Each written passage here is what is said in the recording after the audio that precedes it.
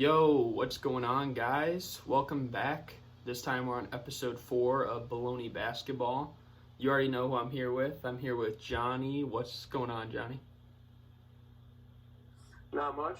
Excited to be back for the 4th episode, and just can't wait to talk some basketball again. Me too. I am very excited. Today we got quite a bit of storylines.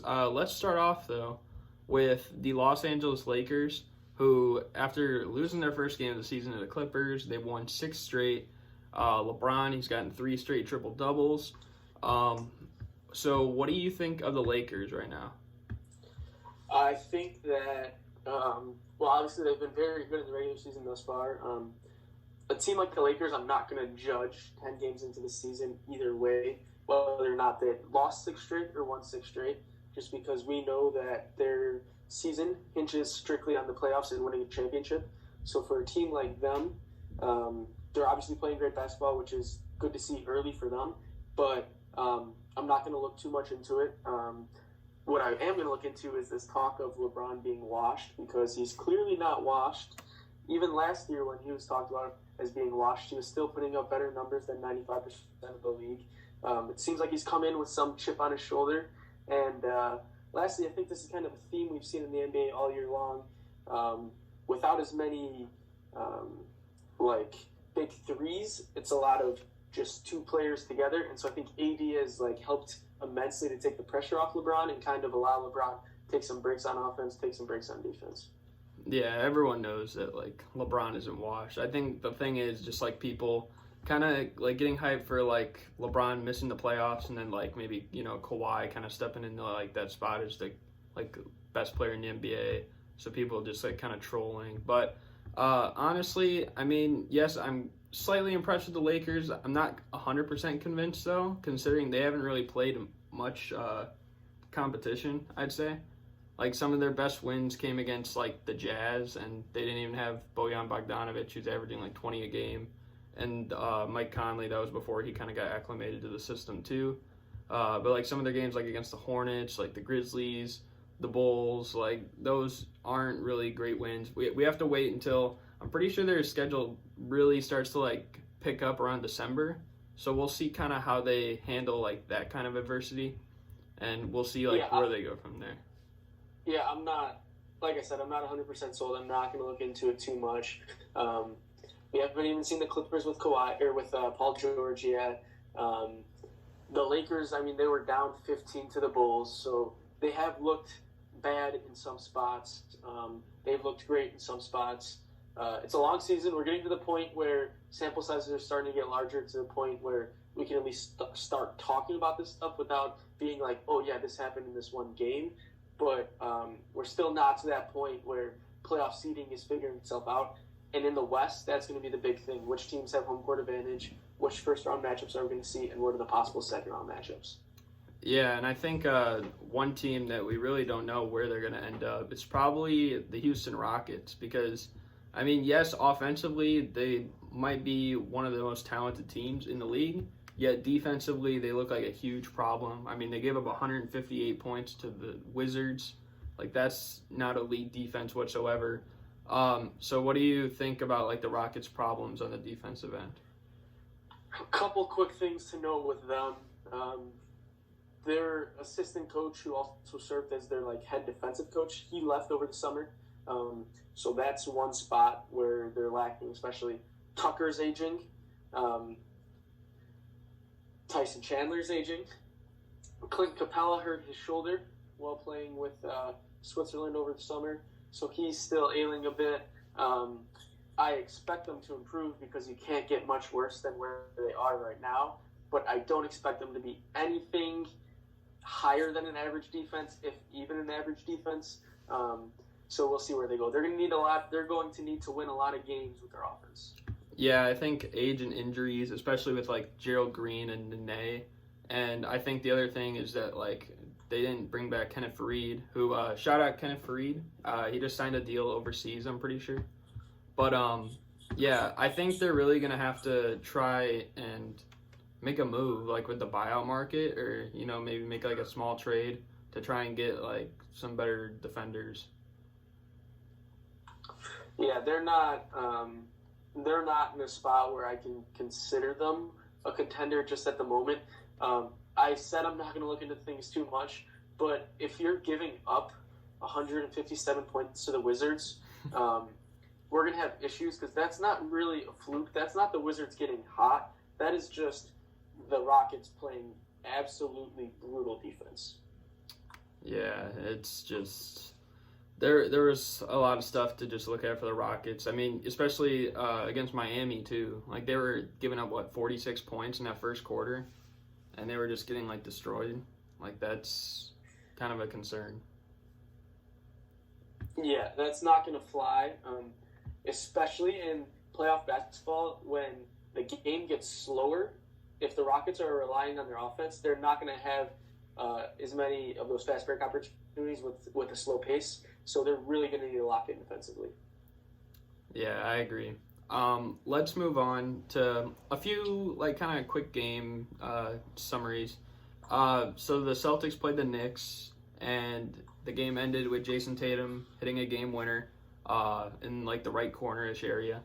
Do you think he's going to be the go-to guy late in games instead of Kemba Walker? Or do you think they'll kind of alternate that? And what do you think really of Jason Tatum so far this year? I think if I'm Brad Stevens, you could play the who's hot game. I know we're going to talk about Gordon Hayward a bit later. He's come out firing. He's been on fire. Kemba Walker's been playing well. Tatum, he's a great offensive player. He's still struggling a bit with his efficiency, and so I worry with that. I'm not sure he's ever going to be the player that we expected him to be. He's still going to be a very good player, a above average player, but I don't know if he's ever going to reach that superstar potential that we all thought coming into the league. So I think Kemba Walker is going to be the number one guy on Brad Stevens' list for a shot to end the game, whether that be to tie it or to win it. But knowing Brad Stevens, he's very creative with his after timeout plays. So honestly, they could use him as decoy. With Brad Stevens, you never really know. Yeah, I really don't have much to add on that. I kind of agree with most of it. I think Kemba is still going to be primarily the guy late in the games. I feel like Jason Tatum's ceiling, and I mean this is kind of I guess ironic because I'm comparing him to a Boston Celtic, but it's almost probably like Paul Pierce, I'd say. In a way, I mean, I think Jason Tatum could be a Hall of Famer. I mean, obviously it's really hard to tell because it was way too young, But yeah, I don't know if he's going to be an elite talent that's going to be one of the greatest players ever, Yeah, I was very high on him coming into the league, and that playoff series against the Cavs, where they took him 7 and Kyrie was out, I thought this is the beginning of Jason Tatum. He's going to be a force in the league, and he just hasn't shown me enough since then for me to hold that thought true. Yeah, and I mean the thing about this is that a lot of these players are so young, so who knows? I think he's only 21. I'm pretty sure that's what Celtics fans say every day on Twitter. All right, but moving on to the next game, and it'll kind of tie in with another one. So let's talk about the Sixers-Blazers. Anthony Simons hit that one clutch 3 in the corner, and everyone thought the game was over. And then Furkan Korkmaz with the game winner. Are you... I literally put on Twitter, I'm are you Furkan kidding me? After that shot. Because it was just insane. But what do you think that game says? Well, let's talk about it from the Sixers standpoint, because we'll get into Blazers next. But what do you think of it from the Sixers standpoint?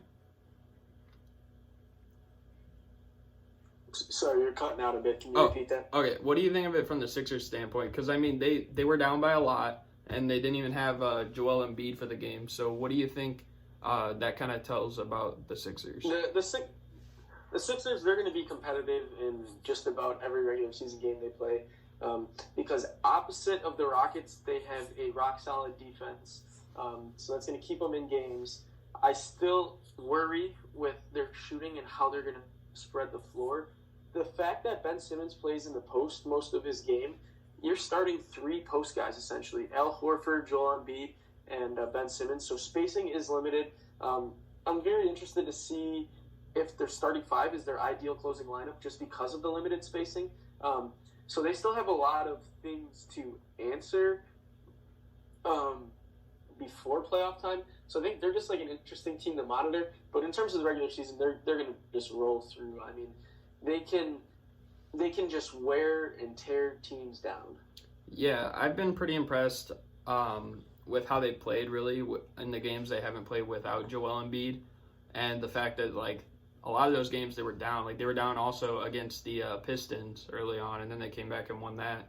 But it's not really, like, one guy, I'd say, taking over, because you have Al Horford, you have Tobias Harris, and really their bench, like, Mike Scott had a pretty good game against the Pistons, but their bench has been better than I expected, at least.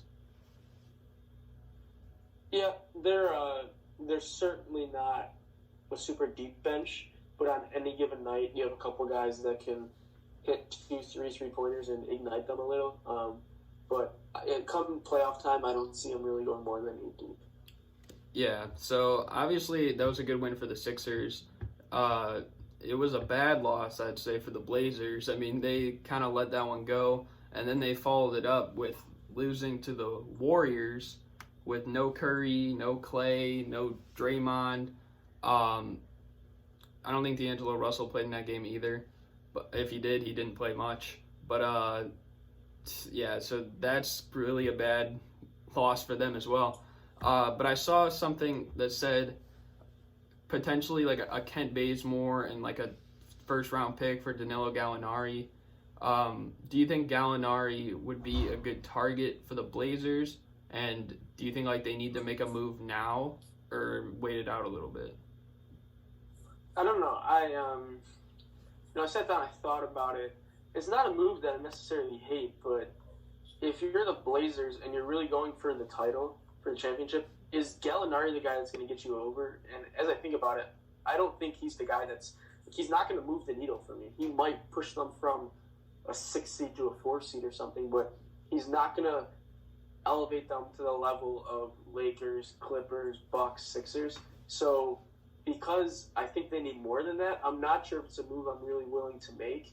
If anything, package that 2020 first rounder with one of your young guys and maybe go for somebody a bigger name than Gallinari. I don't know if Kevin Love's still going to be available, but I've always thought that Kevin Love was kind of a piece that would fit very well in this Blazers team.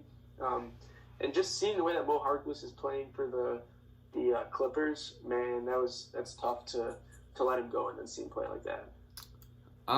Me personally, I feel like Gallinari would actually be a really good move for the Portland Trail Blazers. I think that they need more floor spacing with like their forwards. I know last year they had Aminu and Harkless, and that was probably one of the biggest reasons why they lost to the Warriors and blew all those leads, is because, I mean, they'd be like double teaming Lillard and McCollum, and then, you know, they'd have to feed to one of those guys, and they just couldn't hit shots those whole series. But I feel like with Gallinari, like, that makes it so much easier. Yeah. And I just thought another funny thing, losing to the Warriors, what we saw is, I mean, Eric Pascal can ball. He dropped, 37 points on his birthday. Yeah. Is this the birth of baby Draymond? It might be. They even said at the end of the game that he could be like the next coming. But I think he has a more polished offensive game, at least than Draymond right now. Maybe Draymond like in 2016 when he averaged like 14 a game. But yeah, I think he has a better offensive potential than Draymond, really. In terms of scoring the ball, I mean, Draymond's a pretty good playmaker for his teammates, but yeah. Yep. So, quick thing, college basketball started on Tuesday. We got to see some of the big names like James Wiseman, Anthony Edwards, Cole Anthony, Tyrese Maxey had a good game. Duke and Kansas was an interesting game. Obviously, we've already been seeing like LaMelo Ball playing overseas. But so what do you think about the 2020 draft class? Do you think it's going to be another great one? Because we've had like a ton of great draft classes in a row. Yeah. I think this has the ability to be one of them. couple names that really stand out to me. Seeing what LaMelo Ball is doing overseas is incredible. He did get a lot of slander at the beginning, but he's balling out. I think he's going to be better than Lonzo. And then Cole Anthony's my guy. I know it was one game, but he balled out for North Carolina. Just watching him play with pros while he was in high school during the summers, showing that he belongs with these guys. I'm not sold on Wiseman just simply for the fact that the game is evolving where you want those wings. And so for me, I'm looking at guys like LaMelo and Cole Anthony. Yeah, I think LaMelo is definitely going to end up probably being better than his brother. He's a way better shooter. I'm not going to say playmaking is much better because Lonzo's good at that. But I'm also excited to see like what James Wiseman does, especially if he ends up like on a team like the Warriors. Like that would just be like insane. Or also Nico Mannion, he's up there. So it should be really interesting to see the draft class. I think it's going to be I feel like how I expected this last year to be. And I thought it was just going to be like maybe the top 5 or 6 is going to be great. And there's not really going to be that many draft steals. But obviously, like, I guess I was already wrong because, Tyler Hero, he's been playing pretty well. I can't really think of more off the top of my head. But, yeah. So that's my expectations for the 2020 draft class. And, I think it's just very exciting, especially with, like, the new draft lottery format, too, because, like, where these guys are going to end up. Yeah, it's going to be crazy. And I think as the season starts to pan out, we're going to get an idea of who else is going to look like top draft picks. Yeah, because, there's usually, like, 1 or 2 guys that are, like, always really surprising. That's another guy who was a draft steal, Carson Edwards. He really made his name, like, in the tournament.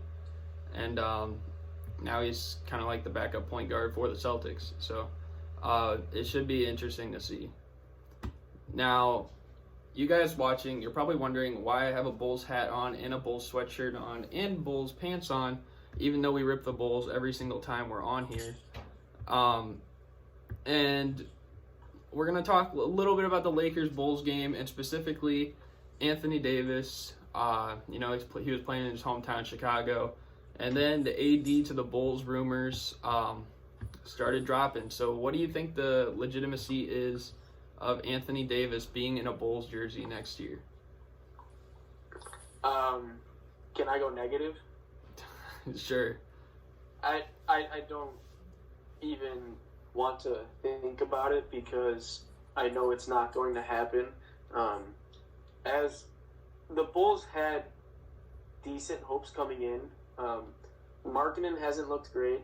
A lot of this comes back to coaching. Jim Boylan, first of all, has no clue what he's doing when he's on the court. Second of all, has no clue how to hold himself in a press game or like in the post-game conference. And third off, his rotations are absolutely brutal. So I don't know why a star player like Anthony Davis would want to ruin his prime playing for an organization that is as bad as the Bulls. Like that's just, it's kind of that easy for me. Yeah, we just need management that's gonna actually draw superstars in. Like in 2010, we couldn't get LeBron or Wade or whatever. We missed out on Melo in 2014, and then we missed out on like DeMarcus Cousins, LaMarcus Aldridge, like in recent history. So I think it's got to be a change in the front office. It's got to be a change in the coaching, like almost immediately, because I think the only way that he comes to the Bulls is if the Bulls are kind of in the range, at least like almost making a playoff spot, and that the Lakers just like underperform. And I feel like the Lakers underperforming might have to do with like seeding. Like if, they end up playing a hard team like the Clippers or the Jazz, like in the first or second round, and maybe they get like shocked or whatever. That would be like the only way I could see him leaving to go to the Bulls potentially. Yeah, I'm just not buying too much into it at the moment. Yeah. It's something I don't see happening, so I don't want to talk about it too much. I'm not going to say it's impossible because, a lot of people probably wouldn't have predicted Durant going to the Warriors, at the beginning of the season before. So I'll give it like a 0.2% chance of happening, and a 99.8% chance it does not. Exactly. Moving on though, we mentioned the Celtics earlier. Let's talk specifically about Gordon Hayward, who, after dropping 39 points yesterday against the Cavs, he's now averaging 20 points, 7 rebounds, 4 assists, 57% from the field, and 50% from three. And he joined Wilt Chamberlain as the only people to make 16 straight two-pointers without a miss, which is just insane because he wasn't even just shooting layups. But is Gordon Hayward back? Yeah, I mean, it's certainly possible that we're getting Utah Gordon Hayward back, and if that's the case, the Celtics team is going to be very, very good. Aside from adding Kemba, getting Utah Hayward back would be like adding another All-Star. 16 for 16 from two is absolutely nuts, especially as a non-post player. So that's crazy. And I'm just thinking if he can sustain something close to this, something around this 20 points, 7-ish rebounds, like, he's going to be huge for the Celtics team. They could be better than we thought. Yeah, and the mid-range, or he was shooting a lot of mid-range jumpers too, which even makes like the 16 for 16 crazier. But I feel like coming in, a lot of people thought that the Celtics, obviously losing Al Horford, like that kind of like lessens their rim protection and stuff like that. But I mean, they probably saw Kemba as a downgrade from Kyrie, which talent-wise, I would say he is. Jason Tatum kind of had a downish year last year. So, and they probably just expected the same thing from last year as Gordon Hayward this year. So, it kind of makes sense. But I'm happy for him. I've kind of liked Gordon Hayward since he was at Butler. But yeah, I think that, I feel good for the guy. I mean, obviously you don't want to have an injury like he did, but yeah, it's good for him to be, back on the floor playing the way that he's used to. Exactly. Now this has been very controversial. The load management, and at this point, can we call it like the Kawhi rule or something like that? Because I don't even know, but it just seems like Kawhi is so drawn into it. He's missed his second game now, and they've played 8 total games. So, do you think this is a problem for the league? Let's see. As somebody, as fans, I see it as a problem. Early on, when you see this matchup on the calendar, a bunch of fans rush to buy the Bucks Clippers tickets. I want to see Kawhi versus Giannis. And then 3 days before the game, oh yeah, Kawhi won't be playing. As a fan, that would let me down. Like, that would make me mad. But in terms of Kawhi and the Clippers themselves, it worked last year for Kawhi, right? Like, if it's not broke, don't fix it. If it's going to allow him to be fresh in the playoffs and dominate like he did, why not do it? They have the depth once Paul George comes back. Like, they have enough players to do it. They have enough quality players to do it. And if it's something that the Clippers think will benefit them in the playoffs, then sure, why not? Yeah, I see it yes and no kind of as a problem. I don't see it as a problem because obviously it worked last year. It's what he's accustomed to. I think he's only played more than 70 games like twice of the 8 seasons in his career. And, he's probably going to play around there or a little less this year. But the reason I kind of do have a problem with it is that the fact that he's doing it sometimes on home games or on nationally televised games, because that would really irritate me, going to a game and then you think your favorite or the best player on your team is going to be playing and then he doesn't. So what I would suggest to Kawhi is any game that's an away game that's like not nationally televised, that he could like sit out or something. And I'm sure there's at least like probably 15 or so of those. And he doesn't have to sit out all those games, obviously, because you're trying to get in the playoffs for one. You got to play to get in. But Yeah, so I think those are the games that he should really take off. Because if you're watching on a normal, like, big network, you're going to want to see Kawhi Leonard. If you're a Clippers fan going to a Clippers game, you're going to want to see Kawhi Leonard. But, like, say you're just some random, like, Wizards fan or something like that, and you're going to see the Clippers. I mean, yes, you would like to see Kawhi Leonard, but ultimately, if he doesn't play, I mean, that gives your team a better chance. And I feel like there would be kind of, like, less damage done with that whole situation. Yeah, no, I agree. My only rebuttal, I guess, it's not really a rebuttal, is I just don't know how the league enforces it. Yeah, I don't know. I think, well, I mean, there is one way that they could enforce it. I don't know if Kawhi is going to have that much of a impact on the whole entire league, but I know Adam Silver's already been talking about, like, trying to, like, cut down the games in the season, so they could literally just have the time frame of the NBA season be the same, but just play less games, and then there's no back-to-backs, so there's no excuse for him to be sitting out games. But I wouldn't be a fan of that, honestly, because I like the 82-game season. Yep, I agree. Let's stay with the Clippers, though. I guess reports have come out that November 13th against the Rockets could be the potential return of Paul George. I mean, we already know how good the Clippers are with just Kawhi and then, like, Lou Williams and Montrezl Harrell and those guys. How good do you think this team will be with Paul George? It's going to be scary because it's not like Paul George is just a very good offensive player, but he is also a very good defensive player. Probably the second best, I guess you can call him 3-and-D type player behind his teammate Kawhi. So they're just loaded. Doc Rivers has so many combinations he can go to. So I think the regular season is just going to be him experimenting. Yeah, and I think, with just Kawhi's minutes restrictions and him sitting out for load management, like, you could argue if he played every game as if it was just, like, normal, like, no restrictions, like, they could potentially be undefeated right now.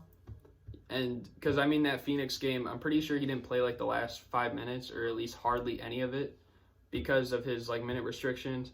And adding Paul George to that, like, that just makes it, like, insane.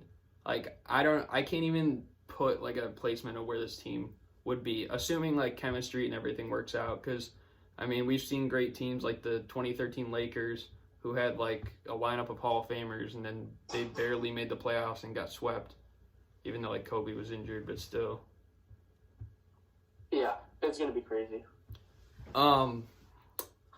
And we did just mention that the Clippers have lost to the Suns. And the Suns, they keep beating people. They just beat the Sixers. And the Sixers were the last undefeated team. So, I mean, I feel like this is an obvious answer right now. Is Devin Booker better than what we were giving him credit for? No, I think the biggest, not knock against him, but the biggest thing that we were saying is, oh, he's just a scorer. But on a team as bad as the Suns last year, he was asked to be everything, and he's not everything.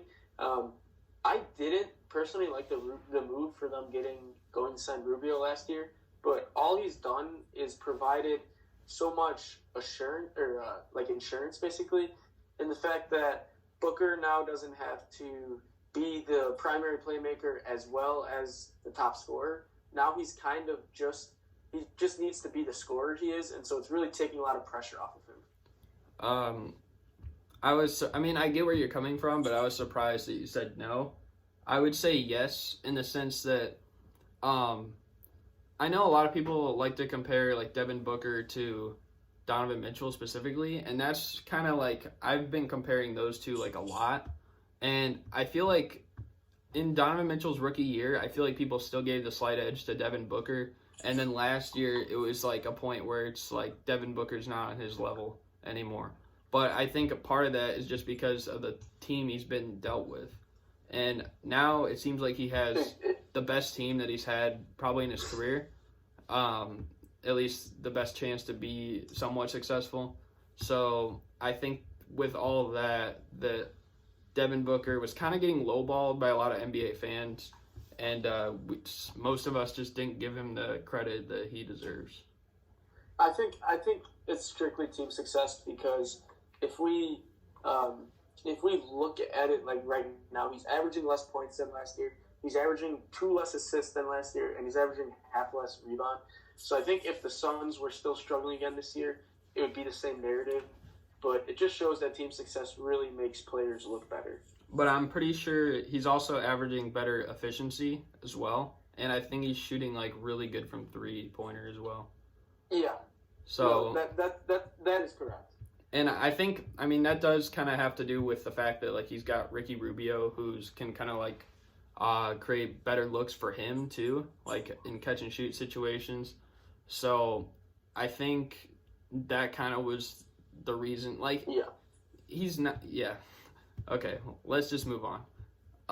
So 25 game suspension is what John Collins just received. We already know DeAndre Ayton's gotten one. Wilson Chandler's also gotten one. So do you think maybe that they should be like more, I'm not really sure how to word it, but kind of more focused on like what these players are getting like put in their bodies, you know? Because I know a lot of it doesn't really come on the players, but it comes like on the, you know, the trainers and stuff like that. So do you think that they should be like more focused on like these types of things that they're putting inside themselves? I don't know. I think I still kind of put the blame on players personally. You know, like as a player, these aren't accidental. You know what you're doing when you do it. And then you have to come out and apologize. You're hurting your team. You know you're going to hurt your team if you get caught. And in the case of the Hawks, a team that a lot of people thought would be a fringe playoff team, no John Collins for 25 games is an incredible loss. Well, I would say that the players do definitely have some sort of blame. I mean, you can't just like do it and then like not know like what you're kind of doing. But I think part of it also lies on the trainers and the people that are, you know, behind the scenes with it. Yeah, I'm not really too sure, but it just seems like it's a really big problem this year. And, I mean, obviously no one likes to see, like, some of their favorite players get suspended. But, yeah, so I don't know. I feel like that there should be, like, kind of better, like, monitoring of, like, the situations. Yeah, that's fair. And now we are getting into our final segment of the podcast. You guys already know what it is. It's the daily picks. As of right now, one of our games is going on. It's currently 64-62. Spurs are winning. But quick rundown. I actually got 5 of the 6 right last week. I cannot believe it. I missed the Pelicans-Nets one. We all like picked the Pelicans to win that. Me, you, and DSD. But, yeah, so I had 5 right. Johnny, you had 2 right, and DSD had 2 right. But I'm pretty sure you picked the Spurs in this. So if they win, then you would end up with 3. And I think me and DSD both picked the Thunder, I'm pretty sure. So there's that. All right. But now moving on to this week's games that are coming up. So Friday night, which is today for you guys, but tomorrow for us, we got the Miami Heat playing the Los Angeles Lakers. Who do you got in that one? I'll look for the Heat to stop the Lakers' run. Yeah, I also think the Heat are going to win. I just feel like they're probably the best team that is going to play the Lakers so far. Outside of obviously Utah, but Utah kind of had like injuries and like they kind of were like discombobulated with their whole scenario and stuff like that. But yeah, I think the Heat are going to win. They're definitely going to be motivated. Saturday, we got the Rockets against the Bulls. So who's taking that one? I'll take the Rockets. I'm also going to take the Rockets. I don't have faith anymore. Sunday, we got the Nuggets against the Timberwolves. Who are you taking in this? I like the Nuggets. I like them to kind of come out strong here. I'm really torn because I feel like the Nuggets will like make this a really close game, but I'm gonna go with the Nuggets as well. Monday we got the Jazz against the Warriors. Who we got? At first, when you said Warriors, I was thinking a little, but no, I'll take the Jazz. Yeah, I'm also gonna take the Jazz. I mean they could lay an egg. Who knows? I mean Portland did, so we'll end up seeing. Tuesday, we got the Knicks against the Bulls. Who we got in that one? The Knicks can't beat the Bulls twice in a month, can they? I'll go with the Bulls. I'm also going to go with the Bulls. We've picked all the same so far. I think we'll have something different coming up here. Wednesday, we got the Clippers against the Rockets. That's the game that's supposed to be Paul George's projected comeback date. Who we got taking that one? I'll take the Clippers. If the Rockets play defense similar to how they've been playing all year, man, it shouldn't be close. I'm also gonna take the Clippers. But last game, this one might be a little bit tougher. Thursday we got the Hawks against the Suns. Who are we taking in that one? I want to say the Hawks, but I think I'm gonna actually go with the Suns. And we end up with one different because I'm taking the Hawks. We couldn't go completely perfect. No, I actually think that the Hawks are going to win. I feel like that'll be a game where just like Trae Young just goes ballistic. Like he might honestly get like 40 in that game. I know I said that like last week. I think about like John Morant in like the one game. But yeah, so that's it for this episode. Shorter than last week's. But, short, sweet, and to the point. Johnny, you have anything to say before we close it out? Don't think so. Should be a good weekend of basketball and start of next week. And then can't wait to get back on it. Yeah. Also, as we're speaking, Kemba Walker is making his return to Charlotte. So, so we'll probably be catching the end of that and this Thunder Spurs game to see who was right about that. But, thank you guys for watching, and we're out. Peace.